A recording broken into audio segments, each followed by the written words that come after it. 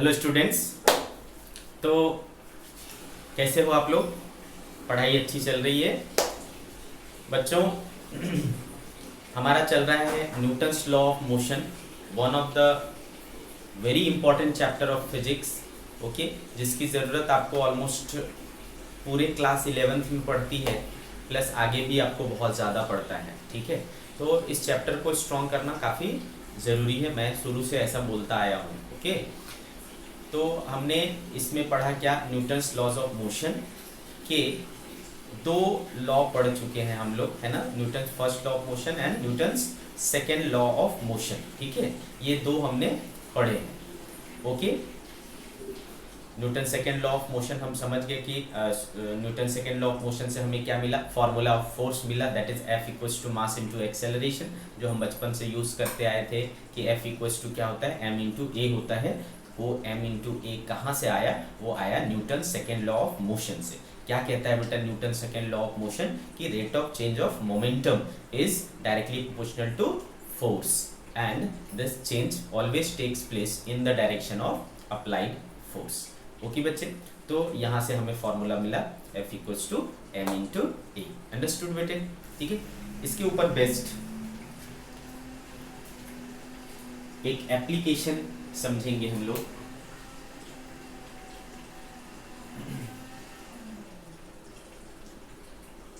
Force exerted by water jet, force exerted by water jet, force exerted by water jet। आपने देखा होगा बेटा, अगर कोई पाइप ले लो आप, है ना, पाइप जिससे पानी हम देते हैं। ठीक है, अगर वो पाइप से आप किसी के ऊपर ऐसा मारो तो उसको थोड़ा तो चोट लगता है, होता है ना बेटा, उसको थोड़ा फोर्स महसूस होता है। और वो पाइप जितना मोटा होगा और जितने स्पीड से फ्लो करता हुआ पानी आएगा, उतना ज़्यादा वो चोट महसूस होता है। आपने देखा होगा कहीं पर अगर प्रोटेस्ट वगैरह होता है ना, न्यूज़ वगैरह अगर आप देखते होगे तो देखते होगे कि कहीं प्रोटेस्ट होता है तो वाटर कैनन यूज़ किया जाता है। वाटर कैनन मतलब क्या? वो क्या करते हैं? पानी के फव्वारे मारते हैं। तो पानी का फव्वारा इतना तेज होता है, इतना फोर्स होता है उसमें कि आदमी फेंका जाता है। सोचो, इतना फोर्स होता है उसमें। तो how do we calculate that force? How do we calculate the force exerted by the water jet? ठीक है, इसको समझेंगे हम लोग। ठीक है बेटे, तो मान लो बेटे कि दिस इज अ पाइप, और इस पाइप का क्रॉस सेक्शनल एरिया क्या है? ए है। अंडरस्टूड? इस पाइप का क्रॉस सेक्शनल एरिया ए है। तो इसमें क्या हो रहा है बेटा? पानी फ्लो कर रहा है। ओके, लिक्विड इज फ्लोइंग, और इस लिक्विड फ्लो की स्पीड जो है वो सपोज v है। ओके बेटे, इस लिक्विड फ्लो की स्पीड क्या है? v है। ध्यान से समझना। हाँ, तो मान लो बेटा मैं कहता हूँ कि किसी टाइम dt के दौरान, टाइम बराबर एक छोटा सा टाइम इंटरवल लिया मैंने dt। ध्यान से समझना है बेटे। तो हमने एक छोटा सा टाइम इंटरवल लिया dt, और उसमें मैं अगर देखना चाहता हूँ कि वो कितना वाटर जो है कितना आगे बढ़ेगा, तो बताओ कितना आगे बढ़ेगा बेटा? मैं अगर ये डिस्टेंस लिखना चाहता हूँ तो मान लो कि ये इतना लेंथ जो है आगे बढ़ गया, तो बता सकते हो कि कितना हुआ ये? तो जानते हो बेटा डिस्टेंस कैसे निकालते हैं हम लोग? Speed into time. Speed is v, time is dt, so v dt is the distance, है ना बेटे, इतना। तो इस दौरान इस वाटर का वॉल्यूम, जो इस टाइम के दौरान जो वाटर का वॉल्यूम पाइप से पास होगा वो कितना होगा? वॉल्यूम। ठीक है, इसको dv से शो कर सकता हूँ। ठीक है, वॉल्यूम। ठीक है बेटे, तो वॉल्यूम क्या होता है बेटा? एरिया इनटू लंबाई, है ना। अक्षर ये सिलिंड्रिकल शेप दिख रहा है, किसी भी पाइप का आप शेप देखो कैसा होता है? सिलिंड्रिकल होता है। ठीक है, तो सिलेंडर का वॉल्यूम क्या होता है बेटा? Area of cross section and length. So area of cross section is a and this is v dt। Clear है मेरे बेटे? तो a v dt ये हो गया आपका वॉल्यूम। अब बेटे अगर वॉल्यूम पता चल गया आपको, तो शायद आपको पता होगा कि मास जो होता है, मास चूंकि बेटा मैंने छोटा सा वॉल्यूम लिया है तो ऑब्वियसली मास भी क्या होगा? ये छोटा सा होगा, तो dm मान लिया। ठीक है, तो मास क्या होता है बेटा? डेंसिटी इंटू वॉल्यूम, पढ़ा है ना हमने, डेंसिटी इंटू वॉल्यूम। ओके बच्चों, तो डेंसिटी इंटू वॉल्यूम होता है मास। तो डेंसिटी वाटर का सपोज रो है और वॉल्यूम देखो हमारे पास क्या आया है, A D T, this is DM. Okay got this, this is DM. तो बेटे इस dt को अगर मैं इधर ले आऊं तो dm बाई dt हो जाता है। देखो कितना हो जाएगा dm by dt, rho into a के बराबर। ठीक है, आ रही बात समझ में आपको। सो dm बाई dt यानी rate of flow of liquid है ना, rate of flow of liquid कितना हो रहा है, देखो रो इंटू ए हो रहा है। इतनी कहानी समझ में आ गया बेटा आपको? इतनी कहानी हमें समझ में आ गई। अब बेटे जैसा कि आपको पता है कि मोमेंटम क्या होता है बेटा, मास इनटू वेलोसिटी, पढ़ा है ना हमने, since momentum is mass into velocity. Very good. अब बेटे हमको ये पता है कि अगर ये वाली बात है ना, वाटर फ्लो हो रही है इसमें से, तो वाटर क्या हो रहा है, एक कांस्टेंट स्पीड से निकल रहा है, जो कि हमने ऑलरेडी क्या ले रखा है, v ले रखा है। तो एक कांस्टेंट स्पीड से उसमें से वाटर क्या आ रहा है, बाहर आ रहा है। क्लियर है बच्चे? तो स्पीड तो कांस्टेंट है, स्पीड यहाँ पर कांस्टेंट है, लेकिन क्या भाग रहा है बेटा, मास भाग रहा है। क्या भाग रहा है, मास भाग रहा है। तो भी मोमेंटम, दोनों में से कोई भी एक चीज चेंज होगा तो बेटा मोमेंटम चेंज हो जाएगा, ऑब्वियस सी बात है। ठीक है, तो यहाँ पर अगर मैं dp बाय dt करना चाहता हूँ तो वेलोसिटी कांस्टेंट है बेटा, तो क्या आ जाएगा, dm by dt, v into dm by dt हो जाएगा कि नहीं बेटे? ठीक है, तो dp by dt equals to क्या हो गया,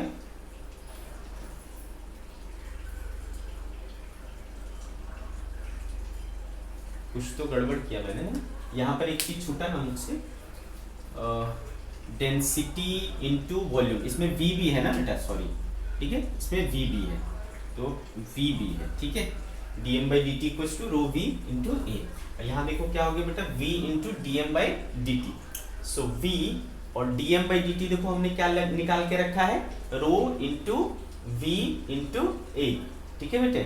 अच्छा, अगर आपको याद है Newton second law of motion, तो ये चीज क्या हुआ करता था बेटा, dp बाई dt क्या हुआ करता था, फोर्स हुआ करता है ना। तो फोर्स इक्वल्स टू क्या हो गया, देखो रो ए वी स्क्वायर। तो कितना फोर्स लगेगा बच्चे, रो ए वी स्क्वायर। आगे बात समझ में, इसको कहते हैं हम लोग, इसको कहते हैं force exerted by water jet, है ना। अगर किसी पाइप के थ्रू, पाइप के सामने जिसमें से वाटर फ्लो कर रहा है विद स्पीड v, हम खड़े हो जाएंगे तो हमको कितना फोर्स एक्सपीरियंस होगा बेटा, इतना फोर्स एक्सपीरियंस होगा। ठीक है, तो ये हो गया हमारा F equals to rho A V square. What is rho, rho क्या है बेटा, वाटर डेंसिटी, या जो भी लिक्विड लोगे उसकी डेंसिटी। ठीक है, और ए क्या है बेटा, area of cross section of pipe, area of cross section of pipe, and v क्या है बेटा, speed of flow, speed of flow. और दिस आ रही बात समझ में आपको? तो देखो ये आ गया वाटर डेंसिटी, फॉर्मूला मिल गया मुझे, force exerted by water jet. ठीक है, तो बेटा शर्त बस इतनी है कि ये पानी मैं कैसे फ्लो करा रहा हूँ, इस तरीके से, ये पानी इस तरीके से फ्लो कर रहा है, और मान लो जो बॉडी है वो इस तरीके से है, तो ऐसा आएगा इसका formula, rho A V square. आगे बात समझ में क्लियर है? तो ये आ गया बेटा हमारा फर्स्ट केस। नाउ मिटाने वाला कहाँ है?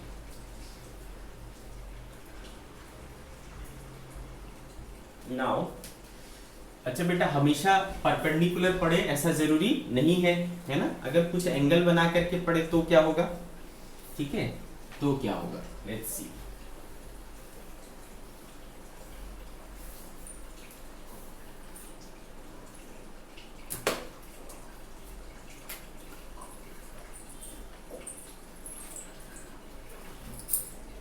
Case 2, when water jet is falling at some angle। ठीक है बेटा, कुछ एंगल पर पड़ रहा हो तब क्या होगा।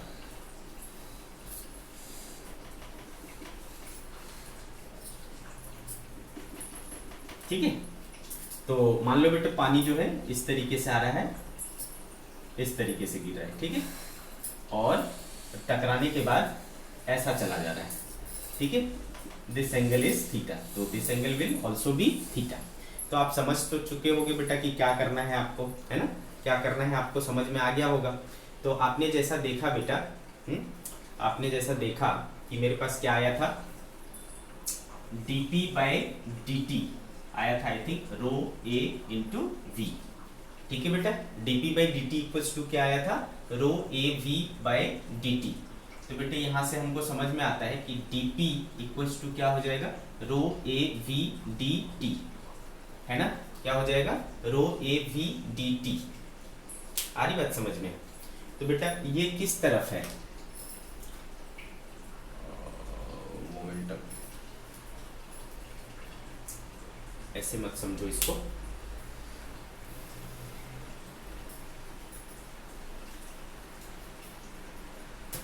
ठीक है। क्या बोल रहा था मैं, ये एंगल अगर थीटा है तो जैसा अभी आपने देखा कि इसके पहले हमने देखा था, जो इसके पहले हम लोग पढ़े थे कि सिर्फ हम कौन सा लेते हैं बेटा, परपेंडिकुलर कंपोनेंट लेते हैं, है ना, क्या लेते हैं, सिर्फ हम परपेंडिकुलर कंपोनेंट लेते हैं। तो जैसा कि चेंज इन मोमेंटम जो है आपका था रो ए वी, है ना, चेंज इन मोमेंटम कितना था, रो ए वी स्क्वायर, ठीक है। Change in momentum per unit time क्या था, रो ए वी स्क्वायर। तो बेटे ये भी क्या हो जाएगा आपका, थीटा हो जाएगा। तो इधर क्या आएगा बेटे, rho A V square cos theta, और इधर क्या आएगा आपका, rho A V square sine theta. Similarly ये इधर चला जाएगा रो ए वी स्क्वायर के साथ, है ना। तो इसका कंपोनेंट क्या हो जाएगा बेटा, इधर rho A V square cos theta, और इधर क्या हो जाएगा, rho A V square sine theta हो जाएगा। तो बेटा जब आप मोमेंटम में चेंज देखते हो, है ना, मोमेंटम में चेंज को आप देखते हो तो क्या पाते हो बेटा कि ये वाला जो कंपोनेंट है ये दोनों माइनस हो जाता है, मतलब चेंज जब निकालेंगे तो ये दोनों कैंसिल आउट हो जाया करता था, और हम ऐड किसको करते थे, इन दोनों को, ठीक है, परपेंडिकुलर कंपोनेंट को ही सिर्फ लेते थे। तो जब अपन इन दोनों को ऐड करेंगे तो बेटा देखो क्या आएगा, rho A V square cos theta plus, तो ये 2 times rho A V square cos theta हो जाएगा, ठीक है। तो इस कंडीशन में जो आपका फोर्स लगेगा, ठीक है, तो ज्यादा सोचने का नहीं, इसको फॉर्मूला याद रखने का, कितना हो जाएगा बेटा, 2 times rho A V square cos theta, जैसा पहले किया करते थे बिल्कुल सेम है ना। तो 2 times rho A V square cos theta ये आपका हो जाएगा अगर कुछ एंगल पर पड़ रहा हो तो, समझे बात को, ठीक है। तो ये रही बेटा वाटर जेट का force, okay.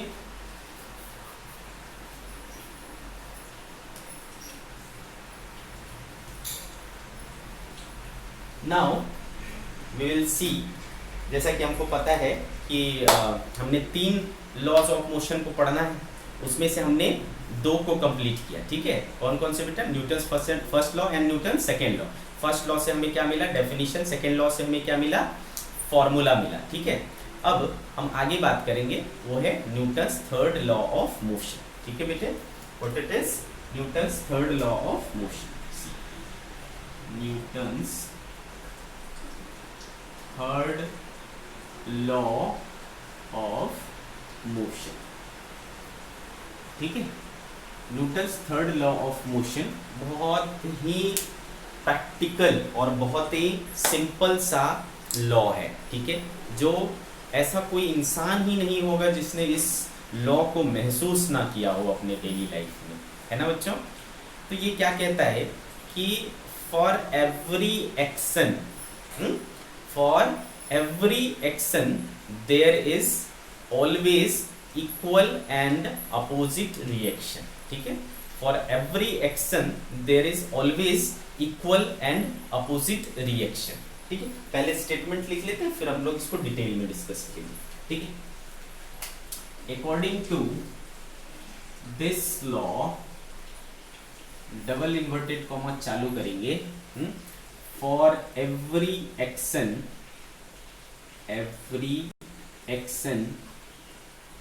there is always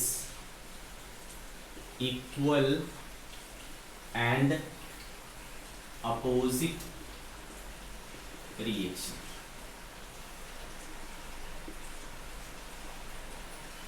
ठीक है बेटा, there is always equal and opposite reaction. मतलब क्या हुआ इसका समझो बेटे। अगर आप क्या करो, अपनी मुट्ठी बांध करके उसको मुक्का बना करके और गया और एक दीवार पे ऐसा मारा, ठीक है, अगर आपने एक दीवार को ऐसा मारा तो क्या कभी ऐसा हुआ है कि आपको कुछ भी महसूस ना हुआ हो? बताओ, अगर मैं एक दीवार को जाकर के ऐसा हिट कर दूं तो मुझे कुछ महसूस होगा कि नहीं होगा? क्या महसूस होगा भाई? तो दर्द होगा सर, है ना? क्या होगा? पेन होगा, दर्द होगा। बहुत ज्यादा जोर से मारेंगे तो हो सकता है कि हमारा ये टूट फूट भी जाए, थोड़ा ब्लड भी आने लगे। तो बेटे अपने आप तो इसमें कुछ होगा नहीं। अगर ऐसा सिंपल है, इस पर कोई किसी ने मेरे को मारा नहीं, किसी ने मेरे को हिट नहीं किया, कुछ नहीं किया, कोई फोर्स नहीं लगाया, तो मेरे को कोई नुकसान होगा क्या बेटा? मुझे इंजरी कब होती है, मुझे तकलीफ कब होती है? जब मुझे कोई हिट करेगा। आ रही बात समझ में? जब मुझे कोई हिट करेगा, कोई मेरे ऊपर फोर्स लगाएगा, देन, है ना, देन क्या होगा? हमें तकलीफ होगी, हमें फोर्स महसूस होगा। आ रही बात समझ? तो वैसा ही मारा तो हमने दीवार को था, तकलीफ मुझे क्यों हुआ? आ रही बात समझ में? अगर हमने दीवार को मारा, दीवार को तकलीफ होना चाहिए था ना, हमें क्यों तकलीफ होनी चाहिए? दैट मीन्स कि हमने जब वॉल को मारा, ठीक है, तो बदले में वॉल ने भी हमको मारा। समझ में आ रहा है? हमने उसको मारा तो बदले में उसने भी हमें मारा। क्लियर है? आ रही बात समझ में? तो हमने जो उसको दिया ना, उसने मुझे वो लौटा दिया। क्लियर है बात मेरी? आ रही बात समझ में आपको? देखो फिजिक्स ना बहुत इंटरेस्टिंग सब्जेक्ट है, मैं हमेशा बोलता हूँ, ठीक है। फिजिक्स में ऐसे ऐसे फिलॉसफी है, ठीक है, जो बड़े बड़े फिलोसफर होते हैं वो बड़ी बड़ी बातें करते हैं, ठीक है, वो सब आपको फिजिक्स में मिलेगा। हम बोला करते हैं भाई हम नेचर को जो देंगे वही हमारे तक नेचर वापस करेगा, है ना। हम जैसा दूसरे के साथ करेंगे वैसा हमारे साथ होगा। तो वही तो है, हम जैसा दीवार को मारेंगे दीवार हमको बदले में उतना ही मारेगा। सिंपल सी बात, ठीक है। तो देखो हमको महसूस हुआ, इसका मतलब है कि हमारे ऊपर भी फोर्स लगे। एक बात।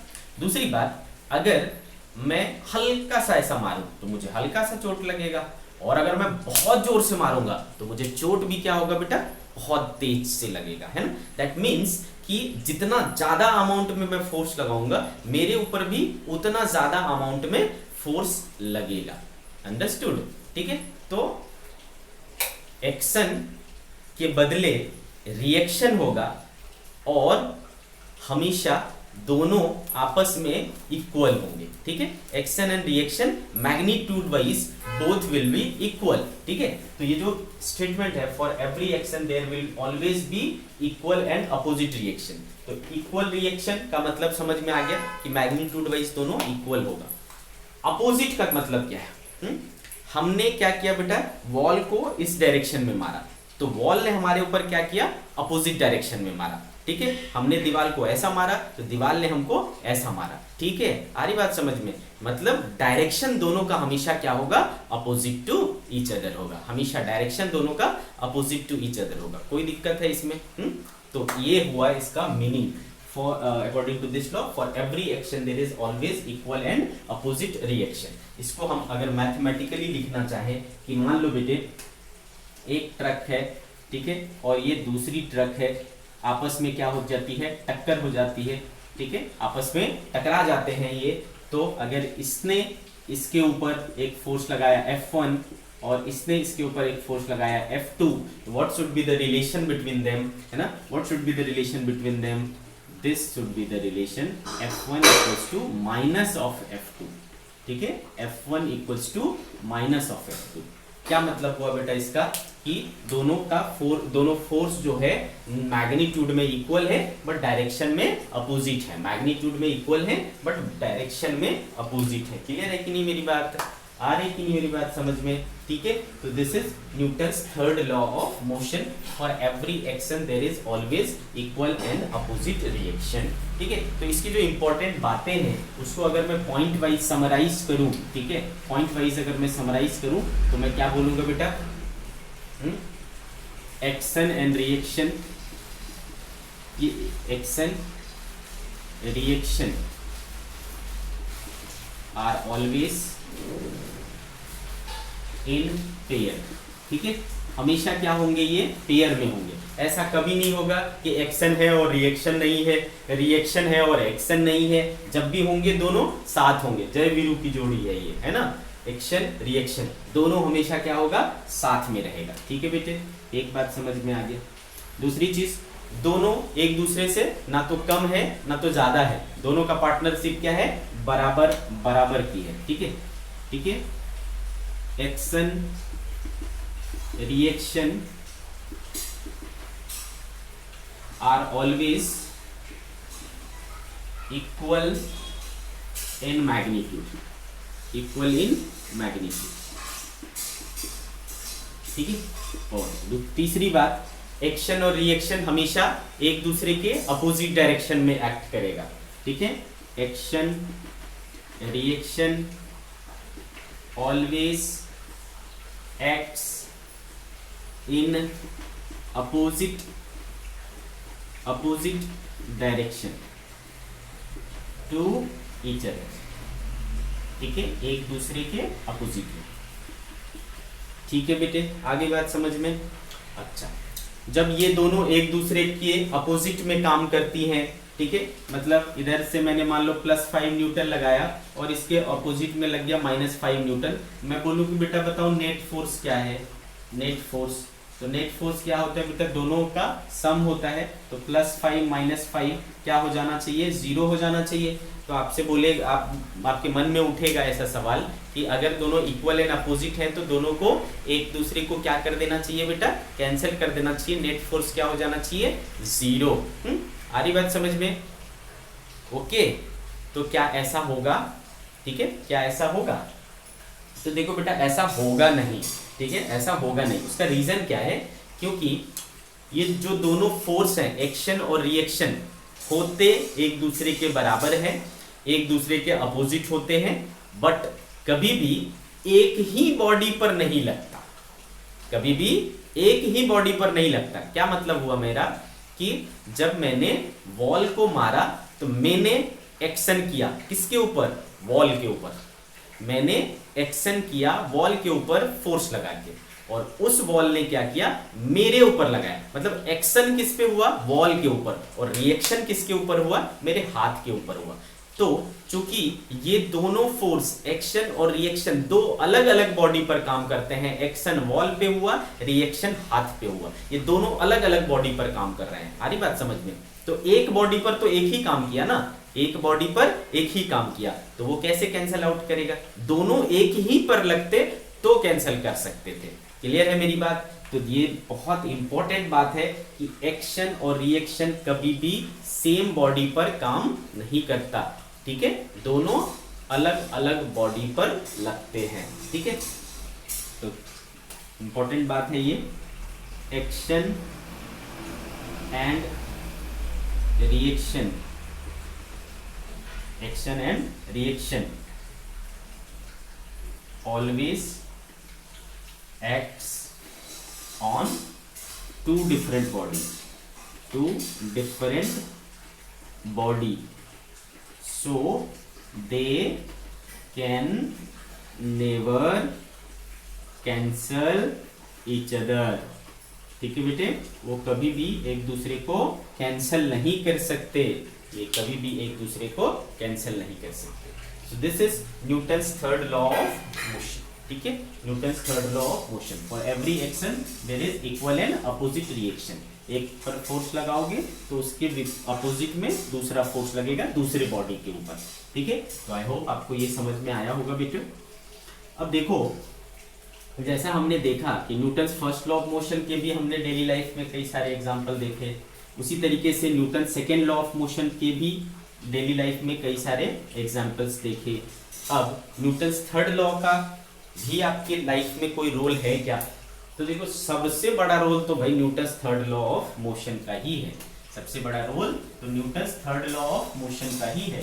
तो डेली लाइफ एग्जांपल्स ऑफ ठीक है बेटे, डेली लाइफ एग्जांपल्स ऑफ, ध्यान से समझना, हाँ, daily life examples of Newton's third law of motion, Newton's third law of motion का डेली लाइफ एग्जांपल। चलो शुरू करते हैं बेटा। सबसे पहला हम वॉकिंग कैसे कर पाते हैं, ठीक है, हम वॉक कैसे करते हैं, how do we walk, how do we walk on the ground, ground पर हम वॉक कैसे करते हैं, इस चीज को समझते हैं।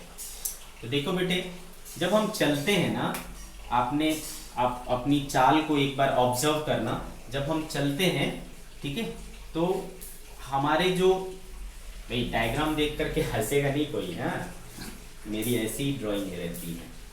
तो जब हम चलते हैं बच्चों, तो इसका जो बैक लेग होता है, पीछे वाला जो पैर होता है, उससे वो क्या करता है, ध्यान से समझे, है ना, जब भी आप देखना, तो हमारा जो पीछे वाला पैर होता है वो जमीन को क्या करता है, प्रेस करता है, ठीक है। तो इस तरीके से अर्थ को क्या किया जाता है, प्रेस किया जाता है। तो हम क्या कर रहे हैं, मतलब एक फोर्स लगाया, ठीक है बेटा।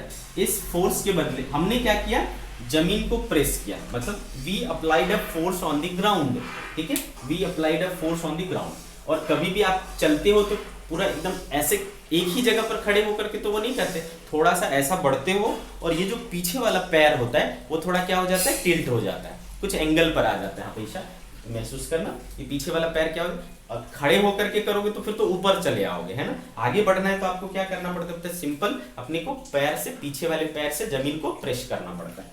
तो we applied a force on the ground applied a reaction force on us, ठीक है। तो इसने हमारे ऊपर क्या किया, एक रिएक्शन फोर्स लगा दिया बेटा, आ रही बात समझ में, ठीक है। तो यहां पर एक एंगल बनेगा थीटा, व्हाट दिस, ठीक है। तो ये आर जो है एक फोर्स हो गया बेटा, तो इसके कंपोनेंट टूटेंगे, क्या टूटेंगे बेटा, एक आएगा इधर आर कॉस थीटा और एक आएगा इधर आर साइन थीटा, ठीक है, R cos theta and R sine theta. तो बेटे ये वाला जो फोर्स है, ये वाला फोर्स वो आपको क्या करता है, आगे बढ़ा देता है, मूव फॉरवर्ड, ठीक है, क्या कर देता है, मूव फॉरवर्ड। तो देखो बेटा, अगर ये एक्शन रिएक्शन नहीं होता तो आप चल नहीं पाते, ठीक है, ये एक्शन रिएक्शन नहीं होता तो आप चल नहीं पाते। तो ठीक है बेटे, तो कैसे चलते हैं हम, when we walk we press the ground with the help of back leg, ठीक है, बैक लेग की वजह से के कारण, and due to this earth apply a reaction force on us whose horizontal component R cos theta, है ना, pushes अस forward, अपने को फॉरवर्ड की डायरेक्शन में पुश कर देता है, व्हाट दिस, फॉरवर्ड डायरेक्शन में पुश कर देता है और हम चल पाते हैं। आगे इतनी बात समझ में, ठीक है। तो ये हो गया बेटा कि हम चलते कैसे। दूसरी चीज, दूसरा एग्जांपल ले लेते हैं भाई, how do we swim, how do we swim, ठीक है बेटे, हाउ डू वी स्विम। तो बेटे जब हम तैरते हैं तो क्या करते हैं, ठीक है, जो हमारा हाथ होता है, ठीक है, हमारा जो हाथ होता है उससे हम क्या करते हैं, पानी को पीछे की तरफ धक्का देते हैं, है ना, पानी से हाथों से, अपने हाथों से जब तैरना होता है तो पानी को इस तरीके से ऐसा पीछे की ओर धक्का देते हैं, ठीक है बेटा। तो पानी को जब हम पीछे की ओर धक्का देते तो पानी हमको क्या करेगा, रिएक्शन लगाएगा, ठीक है।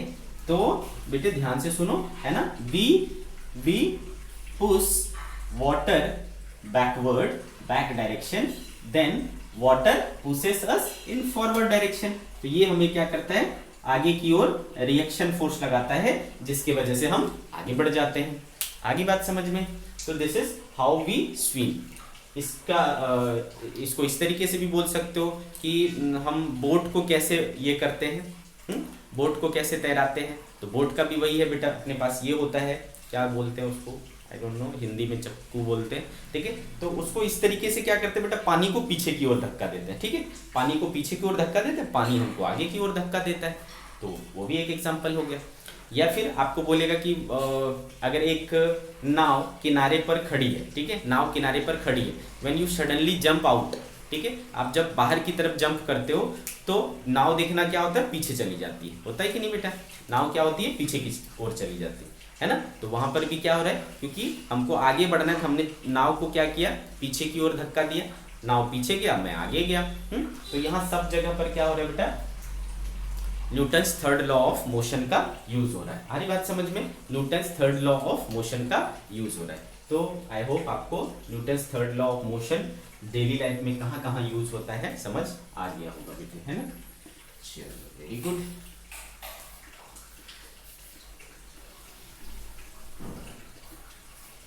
तो इस तरीके से हमने जो तीनों लॉ थे, है ना, न्यूटन्स के, वो तीनों लॉ समझ लिए, ठीक है। अब ये चैप्टर जो बेसिकली है ना, इसमें सिंपल तीन ही तो लॉ है, बट इसके जो यूजेस हैं, एप्लीकेशन है, वो बहुत ही ज़्यादा ह्यूज है, बहुत ही ज़्यादा वास्ट है। आप इसके हज़ारों प्रॉब्लम्स लगा सकते हो, हज़ारों, ठीक है, बहुत सारे प्रॉब्लम्स मिलेंगे। और आप बेटे जितना ज़्यादा प्रॉब्लम लगाओगे, आपका कंसेप्ट जो है उतना ज़्यादा क्लियर होगा, ठीक है।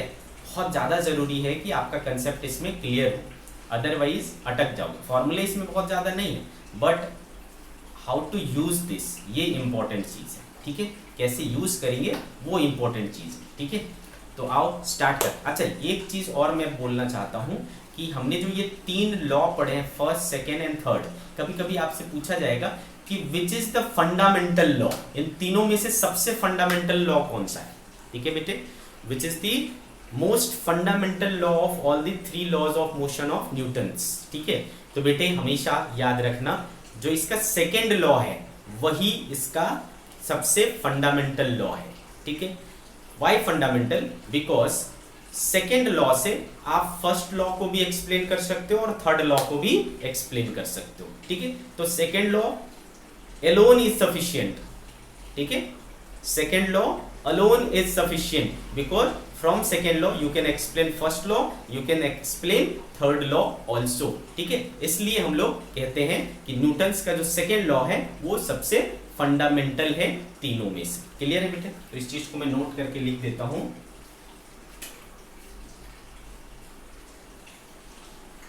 Out of three laws of motion, second law is most fundamental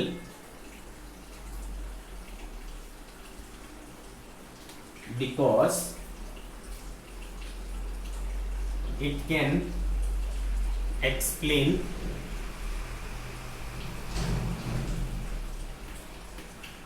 first law as well as third law, ठीक है बेटा। ये दोनों फर्स्ट लॉ और थर्ड लॉ को भी एक्सप्लेन कर सकता है, इसलिए सेकेंड लॉ अपने आप में कंप्लीट है, ठीक है, अपने आप में कंप्लीट है। ओके, सो न्यूटन्स का जो सेकेंड लॉ है वो सबसे ज्यादा फंडामेंटल लॉ है, इस चीज को आप याद रखें, ठीक है बच्चों।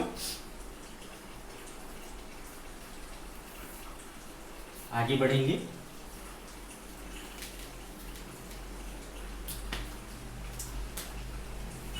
अब देखो बेटा, ये जो पूरा चैप्टर है वो खेल है किसका, फोर्स का, ठीक है।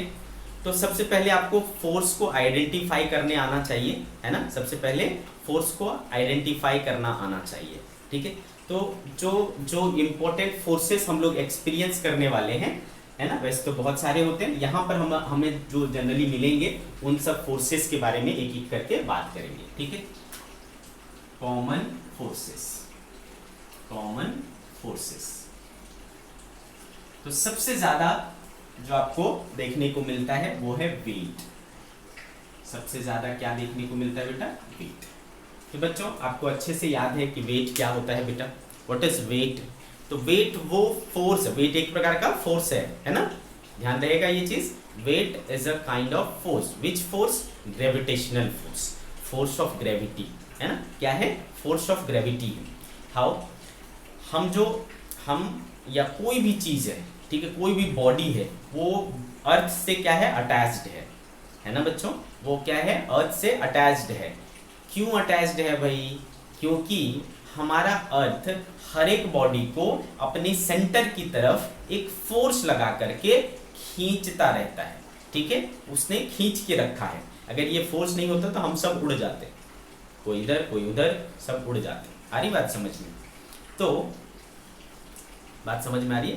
तो वो फोर्स जिसके साथ किसी बॉडी को हमारा अर्थ अपनी सेंटर की ओर अट्रैक्ट करता है, उस फोर्स को हम लोग क्या कहते हैं बेटा, ग्रेविटेशनल फोर्स बोलो, अर्थ ग्रेविटी बोलो, वेट बोलो, ठीक है, तो उसको कहते हैं हम लोग वेट। ओके बेटे, so weight is the force with which, ठीक है बेटे, the force with which a body is attracted by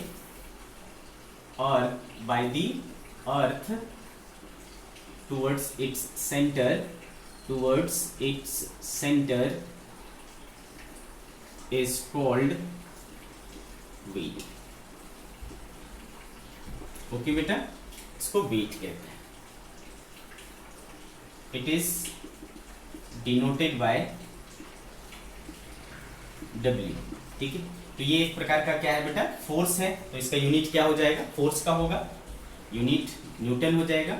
it's SI unit is Newton. कई लोग अभी भी बड़े होने के बाद भी है ना वेट और मास में कंफ्यूज हो जाते हैं, ठीक है। Weight is different thing and mass is different thing, ठीक है। Weight is a force where mass is quantity of matter, ठीक है, quantity of matter content in a body, ठीक है। तो its SI unit is Newton.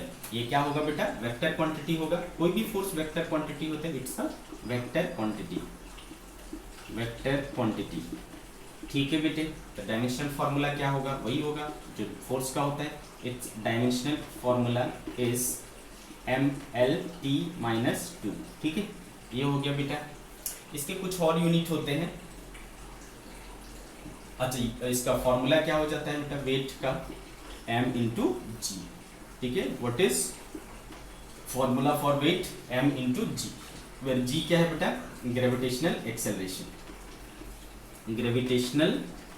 Acceleration. ये वाला chapter हम लोग सेपरेटली पढ़ेंगे, ग्रेविटेशन। तो ग्रेविटेशनल एक्सेलरेशन क्या होती है बेटा, इसका वैल्यू 9.8 मीटर पर सेकेंड स्क्वायर, अप्रॉक्स में इसको अपन 10 मीटर पर सेकेंड स्क्वायर यूज कर सकते हैं, ठीक है। तो वेट इक्वल्स टू क्या हो गया, M/G। सबसे जो इंपॉर्टेंट बात है बेटा कि इसका डायरेक्शन हमेशा डाउनवर्ड होता है। Its direction is always downward. हमेशा ये किधर लगता है बेटा, डाउनवर्ड डायरेक्शन में लगता है।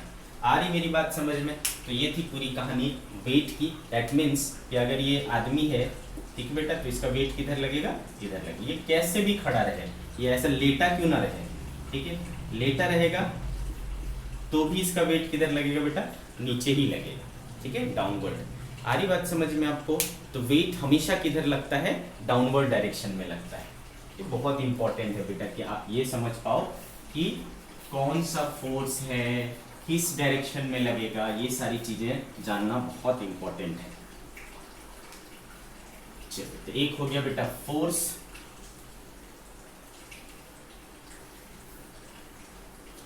ओके, नाउ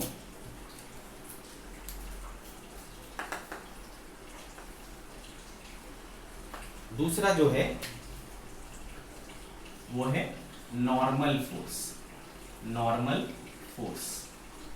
क्लियर है ना? दूसरा क्या है, नॉर्मल फोर्स। ये हमेशा जब दो बॉडी कांटेक्ट में होता है, ठीक है बेटे, जब दो बॉडी कांटेक्ट में होता है तो, ठीक है, ध्यान से समझना। जैसे कि मान लो ये ग्राउंड है और ये आदमी है, तो ये आदमी इसके ऊपर क्या है, खड़ा है। तो ये क्या करता है बेटा, इस पर वेट लगाता है और ये सरफेस इसके ऊपर क्या करता है, एक फोर्स लगाता है, नॉर्मल फोर्स। ठीक है, इसको क्या कहते हैं बेटा? नॉर्मल फोर्स या नॉर्मल रिएक्शन कहते हैं। क्या कहते हैं? नॉर्मल फोर्स या नॉर्मल रिएक्शन। तो ये कैसे लगता है बेटा? मैंने क्या बोला? हमेशा कॉन्टैक्ट सरफेस जो है एक परपेंडिकुलर डायरेक्शन में, ठीक है, कॉन्टैक्ट सरफेस जो है परपेंडिकुलर डायरेक्शन में एक फोर्स लगाता है, जिसको हम लोग क्या कहते हैं? Normal force. ठीक है बेटे, देखो ये सब बहुत बेसिक चीजें हैं, एक एक चीजों को मतलब ये सब कड़ी है, आप समझ सकते हो। कड़ी मतलब समझते हो? लिंक।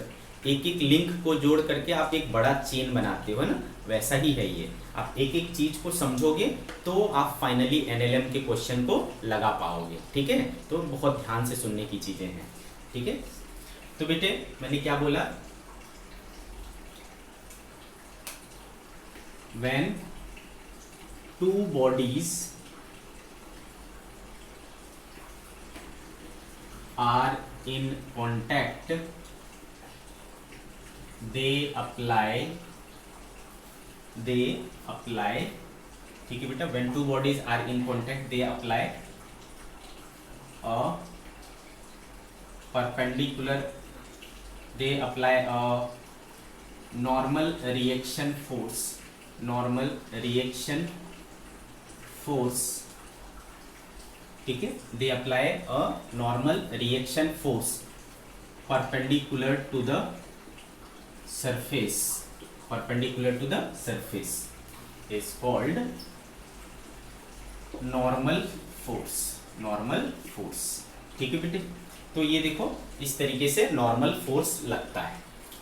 कोई दिक्कत है मेरी बात में? सब मेरी बातें समझ में आ रही है आप लोगों को? ठीक है, तो इस तरीके का नॉर्मल फोर्स लगता है। ओके, हमेशा। लेकिन हमेशा सिचुएशन ऐसा ही रहेगा ये जरूरी नहीं है। हमेशा सिचुएशन ऐसा ही रहेगा ये जरूरी नहीं। ठीक है, तो जैसे कि मान लो अगर सरफेस इस तरीके से है तो कैसे होगा बेटा? है ना, सरफेस इस तरीके से, हम जो है इस तरीके खड़े हैं। ठीक है, तो भी क्या होगा बेटा? तो भी क्या होगा? देखो अब बताओ वेट कैसा लगेगा? वेट के बारे में बोलूँ तो वेट हमेशा डाउनवर्ड, कोई मतलब नहीं है वो कैसे खड़ा है, वेट हमेशा नीचे लगेगा mg। लेकिन दूसरा फोर्स जो मैं बोल रहा हूँ नॉर्मल फोर्स, वो हमेशा सरफेस के परपेंडिकुलर लगता है ऐसा। ठीक है, तो ये नॉर्मल फोर्स इस तरीके से लगेगा। क्लियर है बेटे? ये नॉर्मल फोर्स क्या होगा? इस तरीके से लगेगा। अंडरस्टूड? आ रही मेरी बात समझ में? तो ये हो गया, देखो नॉर्मल फोर्स हमेशा सरफेस के परपेंडिकुलर लगता है। ओके, नाउ सी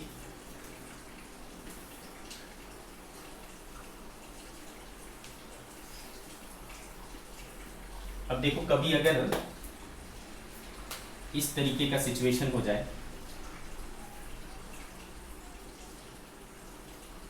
या फिर इस तरीके का,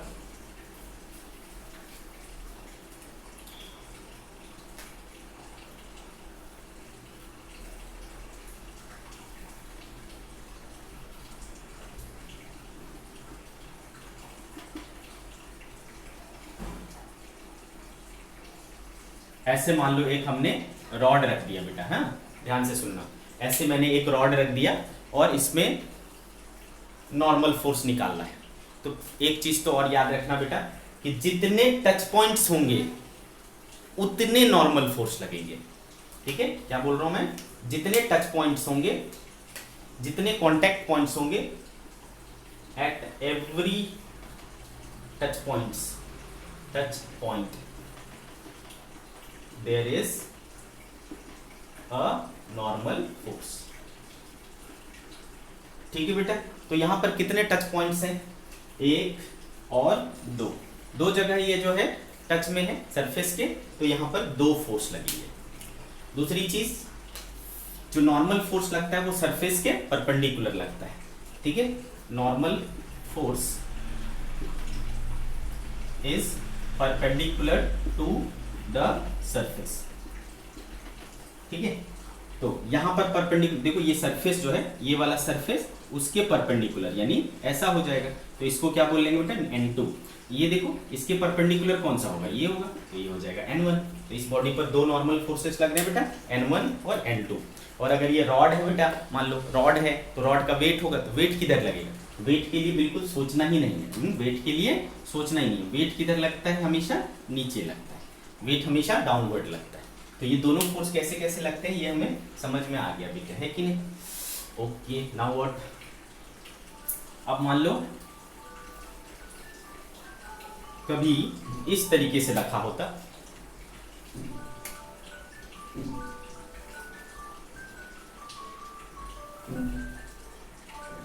अगर मान लो एक रॉड को मैं इस तरीके से रख दूं,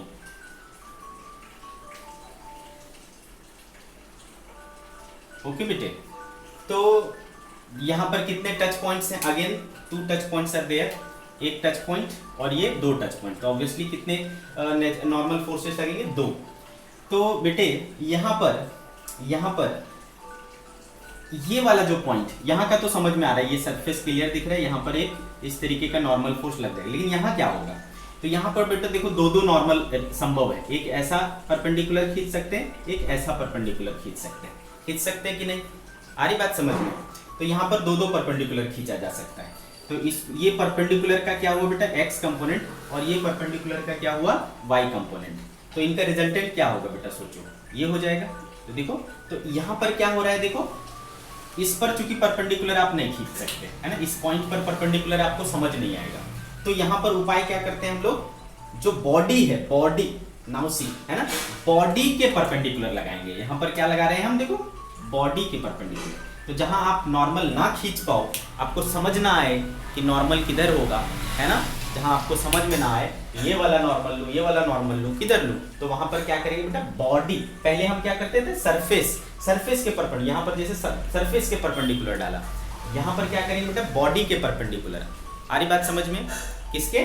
बॉडी के परपेंडिकुलर। तो जहां आपको ना समझ में आए कि कहां परपेंडिकुलर डालेंगे, तो वहां पर बॉडी के सरफेस का परपेंडिकुलर अगर ना समझ में आए तो बॉडी का परपेंडिकुलर ले लीजिए। What this? आ रही बात समझ में आपको? क्लियर है ना मेरी बात? ठीक है, और कुछ सिचुएशन लेते हैं, ये सब हमें जरूरत पड़ेगा बच्चों, ये बहुत जरूरी बातें हैं, बहुत ज्यादा जरूरी है, ठीक है? इसके बिना आप प्रॉब्लम सॉल्व नहीं कर पाओगे, तो समझना है इसको। अब मान लो बेटे कि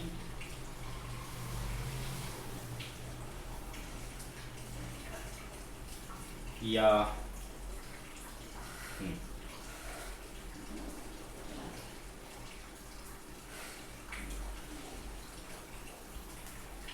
इस तरीके से मान लो एक बॉल रखा हुआ है, ठीक है बेटे? इस तरीके से मान लो एक बॉल रखा हुआ है, बड़ा सा बॉल है, वो इस तरीके से रखा हुआ है। अब यहाँ पर मुझे बताओ कितने टच पॉइंट्स हैं? तो ऑब्वियसली एक टच पॉइंट है और ये दूसरा टच पॉइंट है ना बेटे? तो यहाँ पर कैसे परपेंडिकुलर डालोगे? यहाँ पर अगेन आपको समस्या है, वही सेम समस्या यहाँ पर है, परपेंडिकुलर हमें समझ नहीं आ रहा है सर, तो हम क्या करेंगे?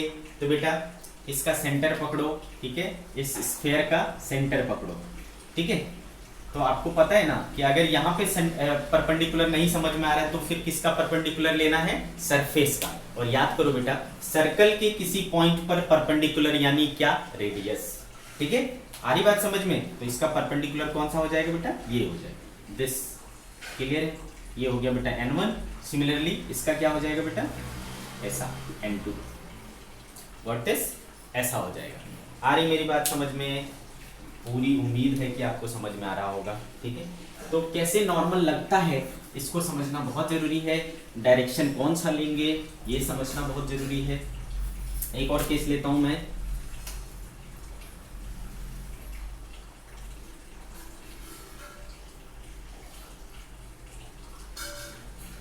ठीक है? इस तरीके से मान लो रखा हुआ है, तो बताओ बेटे कितने touch points? Again we have 1 and 2। तो बेटे यहाँ तो बहुत सीधा है ना? ये कैसा हो जाएगा बेटा? इस तरीके से N2, और यहाँ से क्या करोगे?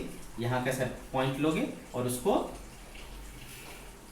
सेंटर से मिला दोगे, दिस इज N1। तो बच्चों आ गया होगा आपको समझ में कैसे नॉर्मल रिएक्शन काम कराते हैं, ठीक है बच्चों? तो कुछ चीज़ें हमने आज सीखी और रिमेनिंग चीज़ें हम लोग अगले लेक्चर में सीखेंगे, ठीक है बच्चों? Till then tata bye bye.